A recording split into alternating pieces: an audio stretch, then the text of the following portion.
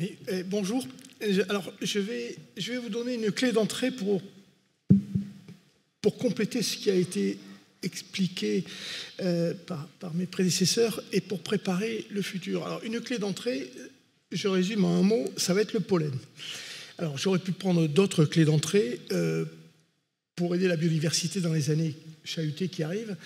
Et j'ai pris le pollen tout simplement, vous allez comprendre, le pollen, c'est lié aux insectes.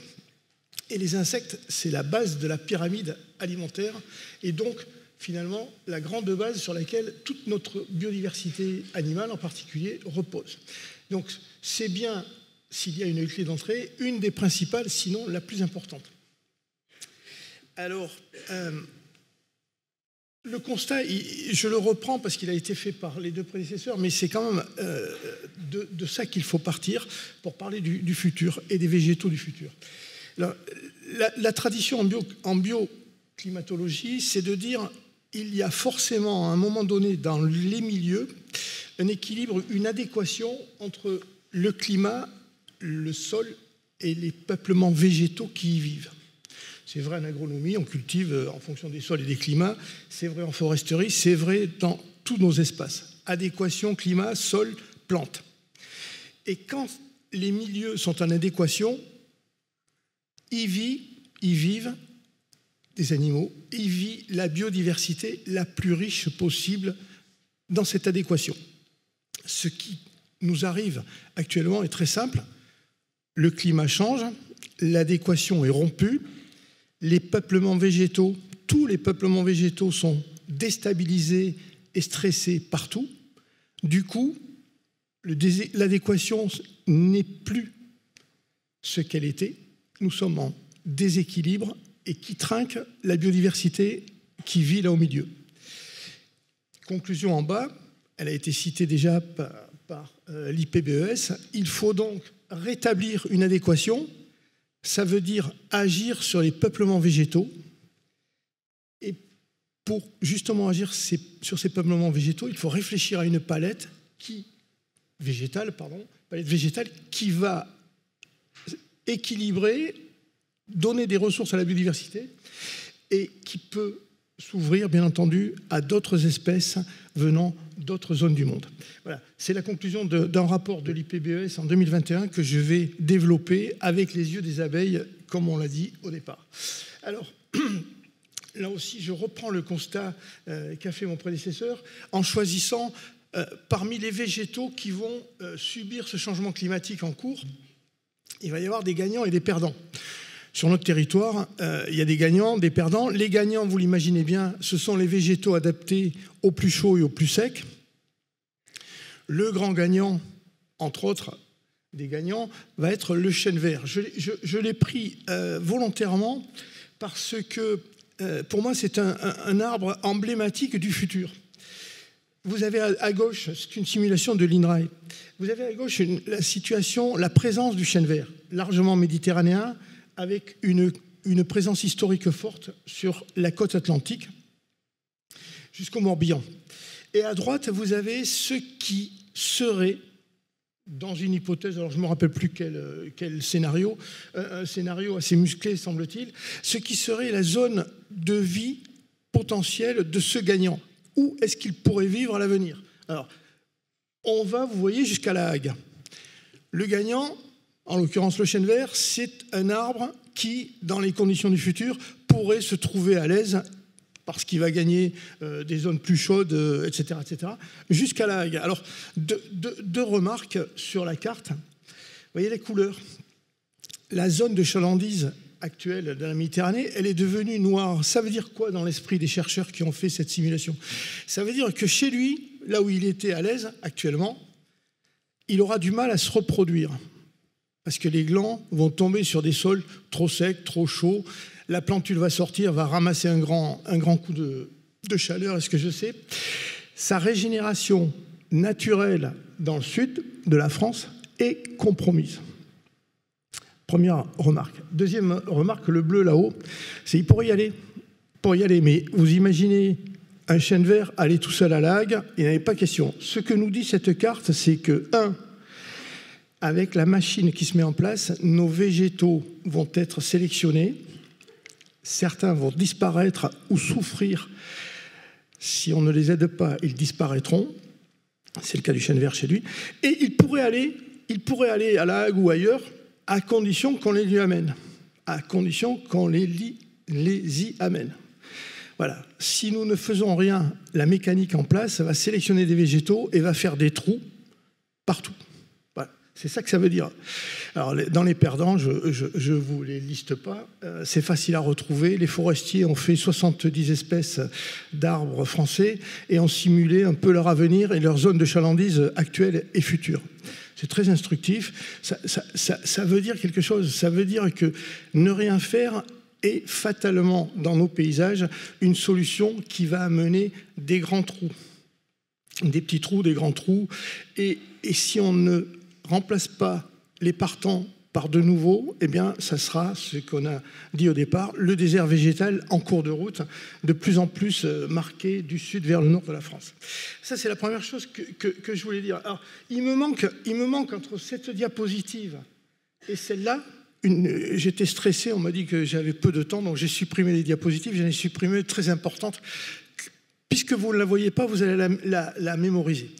Ce que disait cette diapositive qui a disparu, c'est que le changement climatique a avancé l'essentiel des floraisons en Europe et en France. L'avancement des floraisons à ce jour, pour l'essentiel des végétaux, est de l'ordre du mois.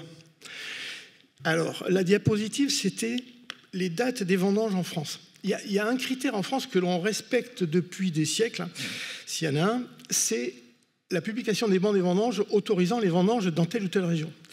On sait historiquement que nos dates de vendange ont avancé d'environ un mois, depuis l'époque pré-industrielle.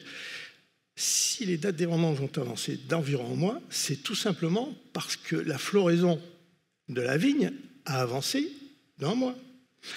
Et la floraison de la vigne, c'est à peu près la floraison de 75% de notre flore. Notre flore a avancé d'un mois. Quand je fais ça, c'est pas avancé, ça veut dire que les ressources florales qui avant étaient sur X mois ne sont plus que sur X-1. Avec 1,5 degré de réchauffement climatique, nous avons perdu un mois de floraison. Sachant que l'essentiel des floraisons, les 75%, je résume, sont liés aux sommes de température reçues par les végétaux. Plus il va faire chaud, plus les sommes de température nécessaires pour fleurir vont avancer, et plus nos végétaux vont encore avancer leur floraison. Et ça, c'est écrit dans les étoiles. Donc, la diapo la plus intéressante, vous ne la voyez pas, mais mettez-vous là, c'est les floraisons, je plaffe les floraisons. Et ça va faire plaf, plaf. Ça, c'est pas anecdotique, et c'est là que je prends la suite avec une autre diapo. Alors, l'autre diapo, c'est quelque chose, je suis apiculteur, qui a été dit, quelque chose de très intéressant. Ce sont les chercheurs américains qui se sont dit, tiens, la production de miel, c'est quoi? Alors, ils ont fait sur l'ensemble des États-Unis, il faut le faire, 50 ans de production de miel, depuis les années 70. Ils ont pris toutes les statistiques disponibles et regardé, année par année, quels étaient les facteurs qui influençaient sur la production de miel. Alors, la production de miel, c'est la production de nectar, des fleurs transformées en miel. 80 à 90% du nectar devient du miel chez les abeilles. Alors, ils ont regardé la politique agricole. La politique agricole, comme chez nous, aux États-Unis, c'est est-ce que je subventionne les jachères fleuries? Est-ce que je subventionne plutôt le tournesol que le maïs? Est-ce que si, est-ce que là? Bon. Est-ce que je limite les herbicides? Oui, non, ça dépend des États, etc. Ils ont malaxé tout ce qu'ils ont pu trouver comme facteurs qui influenceraient les floraisons. Si vous mettez plus d'herbicides, il y a moins de floraison. Si vous mettez du tournesol au lieu du maïs, il y a plus de floraison, etc., etc. Et ils ont compilé tout ce qu'ils ont pu, en y rajoutant bien entendu la météo. Bilan des courses. Des années 70 aux années 90, la production de miel a augmenté aux États-Unis. Et des années 90 jusqu'à maintenant, la production de miel baisse inexorablement quelle que soit la politique agricole considérée. Conclusion des chercheurs américains, vous avez la source en bas, c'est le climat qui a pris la main sur les floraisons sur l'ensemble du territoire américain et qui écrase de plus en plus les ressources florales. Moins de ressources florales, moins de nectar, moins de miel. Depuis les années 90, inexorablement, et ça va s'accélérer. Alors, conclusion pour les apiculteurs, il y aura de moins en moins de miel. Bon, ça, c'est pas l'objet de la réunion. Première conclusion. Deuxième conclusion, on est sur un impact floral, nectar, donc des calories. Les paysages américains font moins de calories. Chez nous, c'est pareil. Chez nous, c'est pareil. On n'a pas les statistiques sur autant de temps et on n'a pas encore les chercheurs qui sont penchés avec autant de finesse sur les pourquoi de nos baisses de production. Sachez que la production de miel en France, donc de nectar qui sert à faire du miel, ça varie de les mauvaises années foireuses de 3000 tonnes et les bonnes à plus de 25 000. On fait un yo-yo extraordinaire. Ça ne concerne que le nectar. C'est quoi le nectar? Ce sont les calories fournies par les ressources florales pour les abeilles qui font du miel, mais aussi pour tous les insectes. Ce qu'on ne sait pas, quand on dit il y a moins de miel, on ne sait pas derrière quelle est la chute de population d'insectes qui doit être attribuée à ce genre de critères. Moins de calories, on a vécu ça pendant la guerre ici en France, ça fait des populations affaiblies, maigres, susceptibles d'être plus vite malades et des mortalités plus élevées. Donc vous imaginez la chose. Et là, je parle que des calories. Alors je viens au deuxième critère, et c'est celui-là qui va, vous allez comprendre pourquoi j'insiste dessus, qui va être le fil conducteur, à mon avis, de la palette du futur. Il s'agit du pollen. Alors, le pollen, bon, pour faire simple, dans les fleurs, il y a le nectar, c'est le sucre, et les pollens. Les pollens, sont les transporteurs des gamètes pour la fécondation des végétaux et de leur reproduction. Dans ces pollens, les plantes, mettent un maximum de ressources pour que les chromosomes qui sont transportés par le pollen, lorsqu'ils atterrissent sur les pistils des fleurs, puissent s'y installer et creuser un tunnel pour aller rejoindre les gamètes femelles. Le grain de pollen, c'est une capsule spatiale qui se pose et qui ouvre toute sa boîte à outils, ses réserves d'énergie, etc., creuse un tunnel et amène les gamètes mâles sur les gamètes femelles.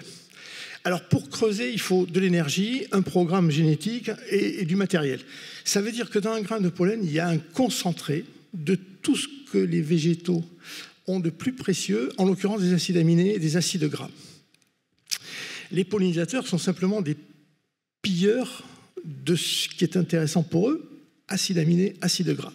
Ils vont manger du pollen et ils le transportent de fleur en fleur, mais ils vont le manger. Et il y a quantité d'insectes, jusqu'aux araignées, qui mangent du pollen, tout simplement parce que le pollen dans la nature, c'est justement une source extrêmement rare d'acides aminés qui servent à faire les protéines et d'acides gras qui servent à faire les lipides, toutes les réserves corporelles. J'insiste lourdement, ce n'est que récemment qu'on a compris l'importance nutritionnelle des pollens. Je vous ai mis la source en bas, vous la retrouverez, c'est une étude de l'année dernière qui fait le point sur justement qu'est-ce qui se passe dans la diététique alimentaire des abeilles et des insectes avec le pollen. Première chose qui est remarquable, les pollens sont tous différents. Tous différents. Aucune plante n'a le même pollen avec les mêmes caractéristiques nutritionnelles. Alors ça a posé des tas de problèmes que je vais éviter ne pas détailler, mais ça veut dire une chose, je vous l'ai mis là, la vitalité des insectes. Nous, c'est 5 fruits et légumes, les insectes, c'est 3 pollens. Voilà, ça, c'est facile à se rappeler. 5 fruits et légumes, on est en forme, et 3 pollens, sinon rien. Ça veut dire que dans un paysage, à un moment donné, les insectes doivent trouver au moins 3 fleurs différentes.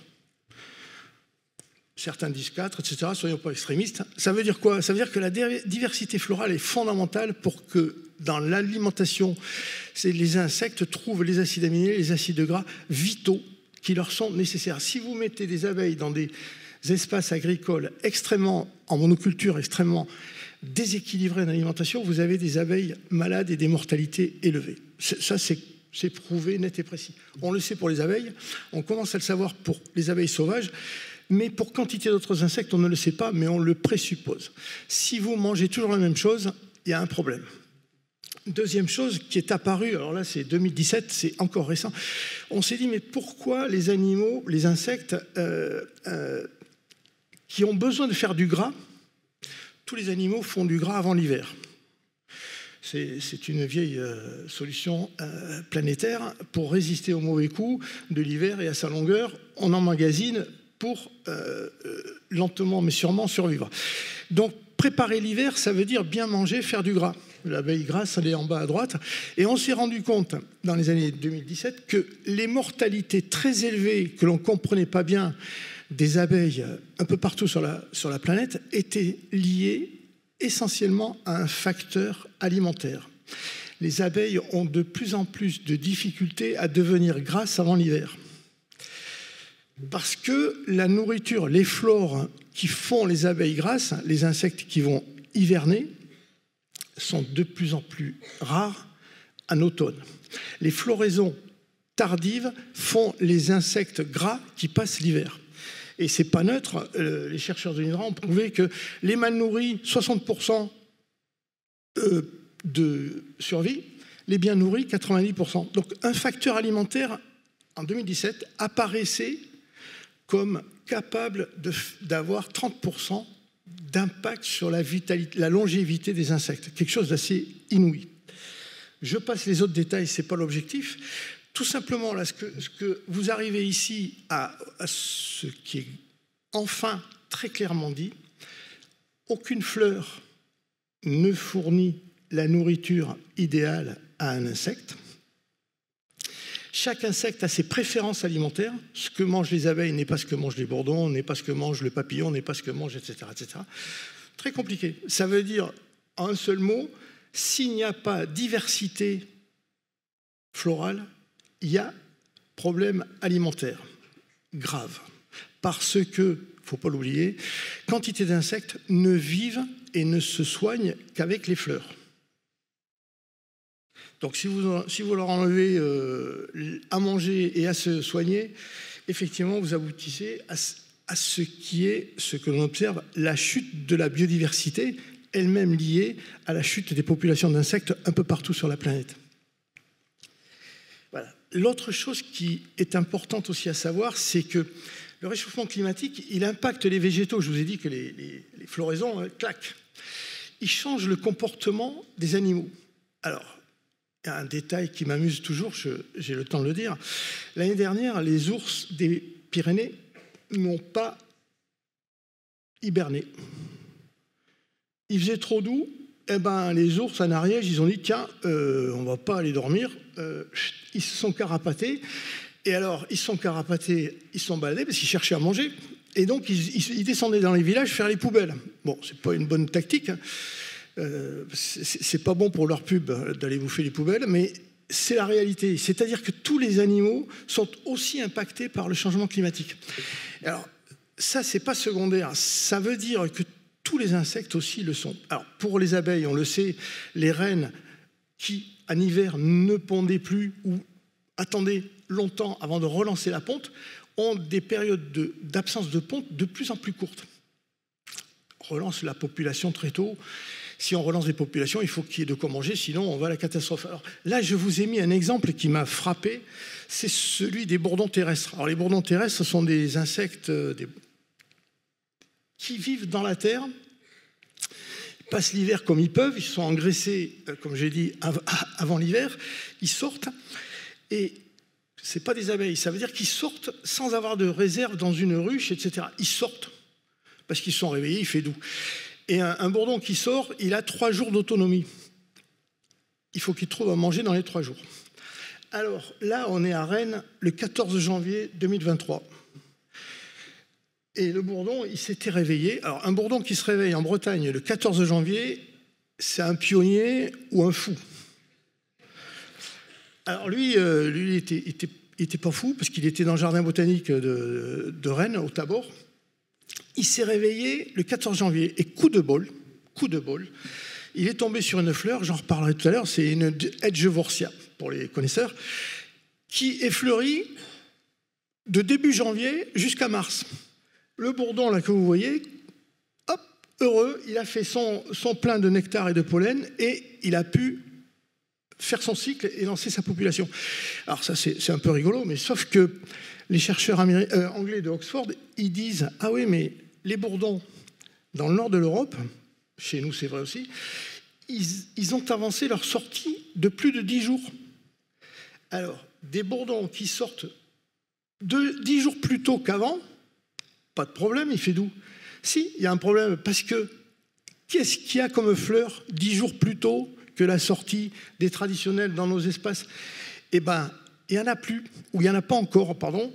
Bilan des courses, c'est les chercheurs de Oxford qui le disent. Selon les années, la première vague de bourdons qui sort, taux de mortalité de 50 à 80%.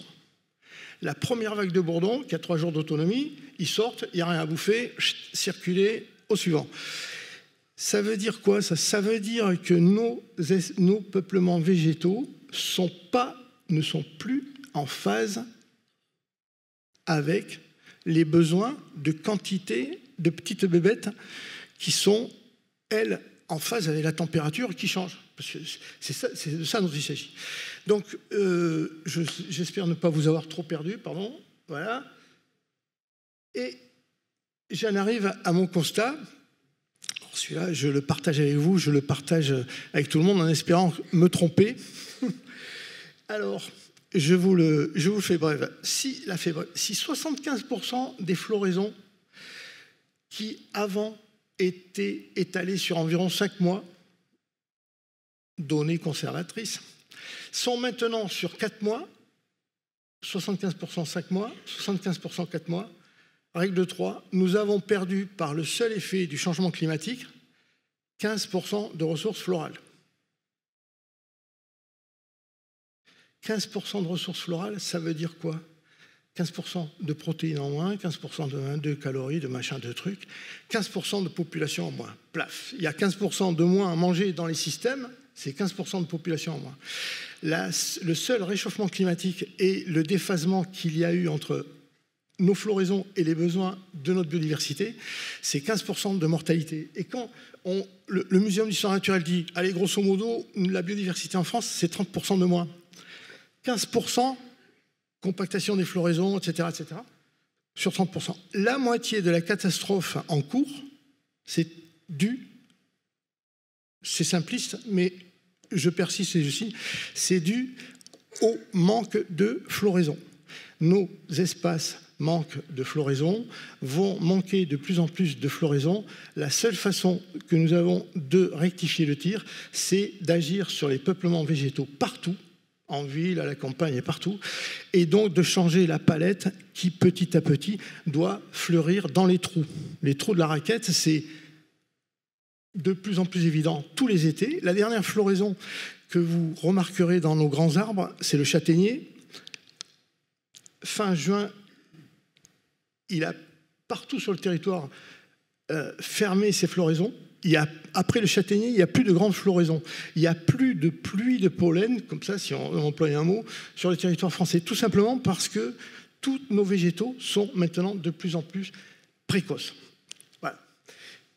Mais pas assez pour les besoins des insectes. Donc, la conclusion, j'y arrive, la conclusion, c'est considérer nos paysages à venir comme des ressources.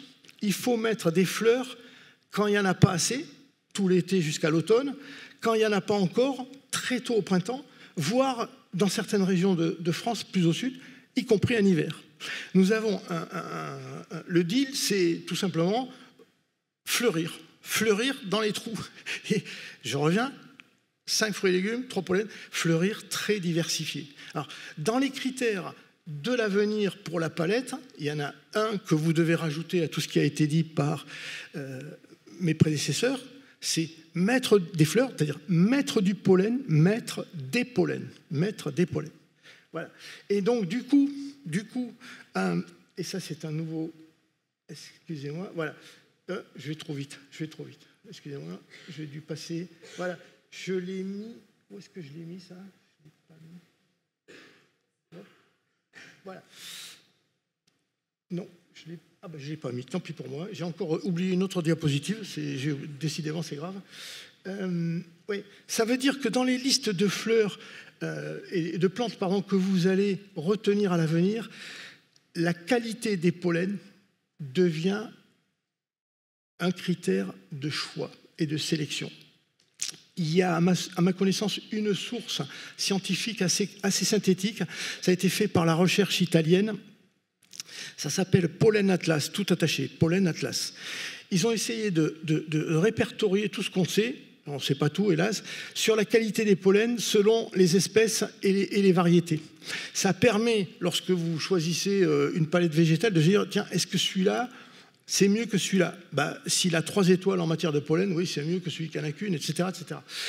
Ce critère-là de pollen, encore une fois, il est nouveau, y compris pour les scientifiques, parce qu'on ne sait pas assez en détail qu'est-ce qu'il y a réellement dans tous les pollens de toutes les plantes. Vous imaginez bien, je pense qu'on doit connaître en détail moins d'une centaine de contenus nutritionnels des pollens. C'est le tout début d'une recherche, à mon avis, fondamentale pour l'avenir, parce que, encore une fois, tous les paysages que l'on crée pour le futur doivent avoir la composante nutritionnelle pour les insectes.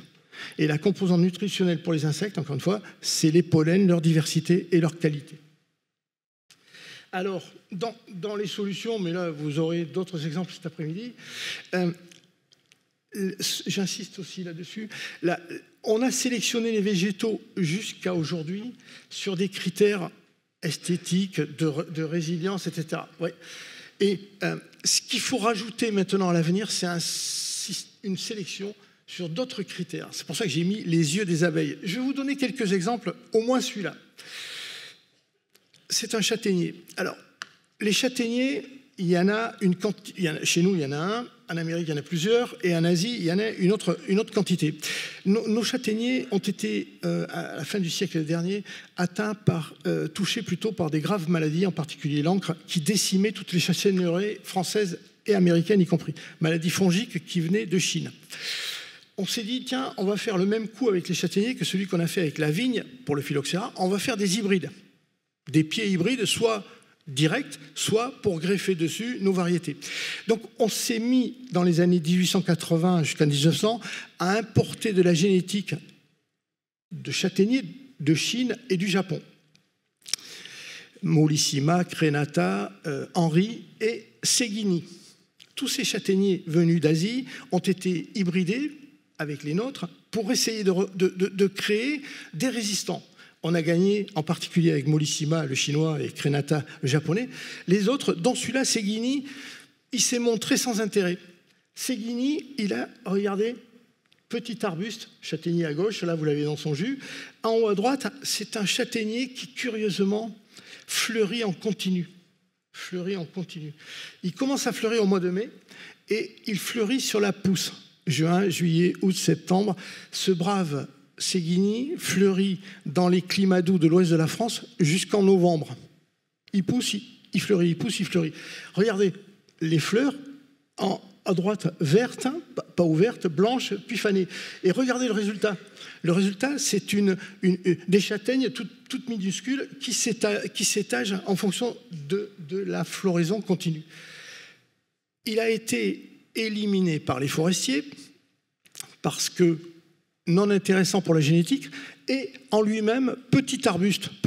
Un petit arbuste, pour les forestiers, c'est un critère assez discriminant. On fait des petites planches et des petites poutres, donc il vaut mieux garder les grands plutôt que les petits. Donc du coup, il a été écarté, il a quasiment disparu, y compris de tous les arboretums français à ma connaissance. On avait pourtant affaire à un châtaignier à floraison continue.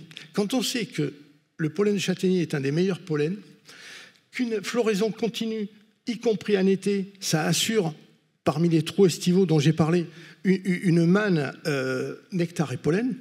Et dessous, regardez, ces bogues vont tomber petit à petit sur environ 2 mois. Des bogues vont s'ouvrir, des petites châtaignes vont tomber sur environ 2 mois. Pour le petit gibier, c'est extraordinaire. Donc là, vous avez un champion pour la biodiversité, sol acide, etc., toutes les caractéristiques des châtaigniers, bien entendu, qui a été écarté parce qu'on ne l'a jugé qu'avec des critères forestiers. Moi qui suis apiculteur, bien entendu, j'ai toujours rêvé d'en voir dans tous les sous-bois de France, tout simplement parce que du pollen tout l'été, en continu. Alors les chasseurs, ils vont trouver ça génial, il va y avoir des petites châtaignes pour les faisans pendant 2 mois, donc tout va bien. Un critère qui doit devenir important, c'est d'éviter ce genre de bévue, d'éliminer un arbre que je considère du futur, qui a justement des caractéristiques florales parfaitement adaptées au temps qui vient. En plus, c'est un châtaignier du centre-sud de la Chine, donc résistant, plus résistant que les nôtres à la sécheresse, si on veut rajouter des qualités. Un autre exemple, puisqu'on ne m'a pas encore coupé le micro. Alors, on peut faire le tour du monde comme ça, des zones tempérées où on a mal regardé les choses et on s'est dit, mais pourquoi? Là, c'est un sol Salix aegyptiaca. Alors, les sols, ils sont intéressants pour la biodiversité parce qu'on valorise des zones humides et on a des fleurs très précoces. Les sols, ils vont bientôt commencer, autour de Paris, ils vont bientôt commencer à fleurir. Ils fleurissent dans le froid et dans l'humidité. Et alors, ces sols, il y en a partout sur la planète, y compris dans des coins plus secs où on ne les attend pas trop, et avec des calendriers floraux extraordinaires. Les Anglais, qui sont de grands observateurs, plus que nous, de la biodiversité et des floraisons, ont fait des collections de sols en disant c'est lesquels les plus précoces et les plus tardifs en matière de floraison. Alors, le plus précoce, c'est celui-là. On est au sud de Londres, fin janvier. Salix aegyptiaca. Alors, fin janvier, sud de Londres, vous vous rappelez mon bourdon là, à Rennes, 14 janvier? Alors, si on avait ça dans nos paysages français, tous nos insectes seraient tranquilles une bonne partie de l'hiver, parce qu'un sol, c'est une ressource de pollen et de nectar assez incroyable. On est à plusieurs centaines de kilos de pollen à l'hectare avec les sols. Pour vous situer un peu, c'est parmi les plus généreux des arbres que l'on connaisse. Celui-là, on ne l'a pas en France. On ne l'a pas en France. Pourquoi? Parce que personne ne s'est jamais posé la question de savoir si un sol précoce, c'était intéressant. On a ramassé des sols, rassemblé des sols asiatiques de Chine et autres pour la beauté des chatons. C'est un critère comme un autre. Mais on n'a pas pensé à la précocité et à la générosité. Ça, c'est une floraison comparable à celle du marceau, que vous avez tous sûrement en tête. C'est notre sol fétiche. Salix aegyptiaca. Donc, une autre zone du monde que l'on a ignorée, on est au nord de l'Iran, où il y a des stations de ski. C'est étonnant de dire on peut aller faire du ski en Iran, mais lui il est de là-bas, donc zone humide, il supporte le froid, et puis comme quand même il fait chaud l'été, c'est un des sols les plus, entre guillemets, adaptables au temps qui vient. Pas présent chez nous, regardons-le avec son intérêt d'une floraison extraordinaire. Et bon, voilà, je termine avec celui-là. Alors celui-là, c'est un des derniers arrivés dans l'horticulture française et que vous connaissez peut-être. C'est l'arbre buisson ou buisson papier. En français, ça ne veut rien dire du tout.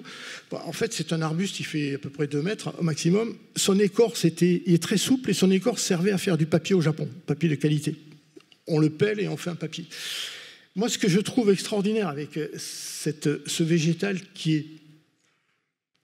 Est-ce qu'il est beau? Je ne sais pas. Parce que la photo, je l'ai prise en mettant mon appareil photo sous lui. Et il fleurit penché comme ça.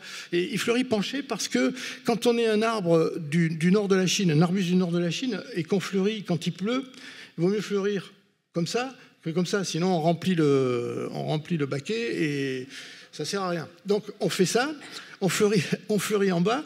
Alors, comme on est toujours dans le nord de la Chine, qui fait froid et qu'il n'y a pas tous les jours des insectes qui se baladent pour vous polliniser, eh ben, on fleurit lentement. Le but du jeu, c'est pendant 2 mois de faire des fleurs en se disant que dans les 2 mois de l'hiver frais, il y aura bien un bourdon qui va se balader et qui va me polliniser. Donc, la tête en bas, 2 mois, et alors astuce, on met de la couleur et du parfum, et dès qu'une fleur est fécondée, elle cesse d'être colorée et elle cesse d'être parfumée, de façon à ce que l'insecte il sache pas trop se planter, il est directement là où il faut. Donc 2 mois de floraison, dans des conditions un peu foireuses d'hiver, extrêmement attractives. Voilà.